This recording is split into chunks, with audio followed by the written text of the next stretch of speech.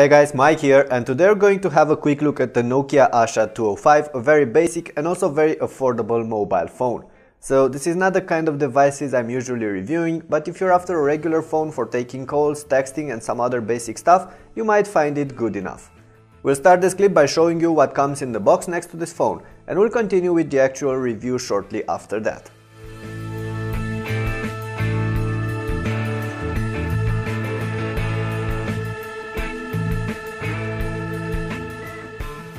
It comes to no surprise that the Nokia Asha 205 looks and feels like a budget mobile phone.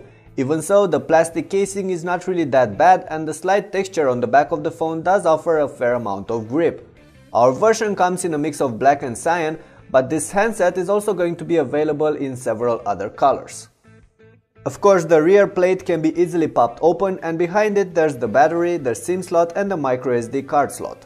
Having a look around this phone, you'll find out that there are no ports or buttons on its edges, except for a charging pin on top and a 3.5mm headphone jack next to it. There's a headset included in the box and it's short of impressive, but this phone is not really designed for multimedia anyway. The camera on the back is of no good either, as it can only take VGA pictures and some extremely low resolution 10 frames per second clips. Anyway, moving on, there's a standard non-touch 2.4-inch screen on the front of this Nokia and a QWERTY keyboard. The 320 by 240 pixel resolution is just standard in this segment, and since the screen is so small, the content is going to look decent on it as long as you're inside or in a dim environment. In strong light, the highly reflective coating on top of the screen will get annoying. Back to that keyboard though, I can say that it's decent. The keys feel more cramped than on the Asha 302 or other QWERTY Nokia handsets I've played with in the past, despite their island style, and even though this phone is actually wider than those. But unless you have really big thumbs, you should get along fine with it. There's a D-pad on top of the keyboard, flanked by a dedicated Facebook button on one side and another customizable one on the other. This Asha 205 is running Nokia's S40 operating system, so you're only getting the basics with it. You can somewhat customize the front screen and change the shortcuts and the infos displayed over there, but don't expect anything fancy. On the other hand, the phone is going to be decently snappy as long as you haven't clogged up the memory, and that can happen sooner than you'd think, as there's a very limited amount of RAM on this phone. There are a couple of apps pre-installed like Facebook, Twitter or eBuddy, plus a store where you can find others, including a bunch of free EA games available for download in the first 60 days after you've bought the phone. The handset has limited internal storage but supports up to 32GB microSD cards, so there's plenty of space for your apps and content.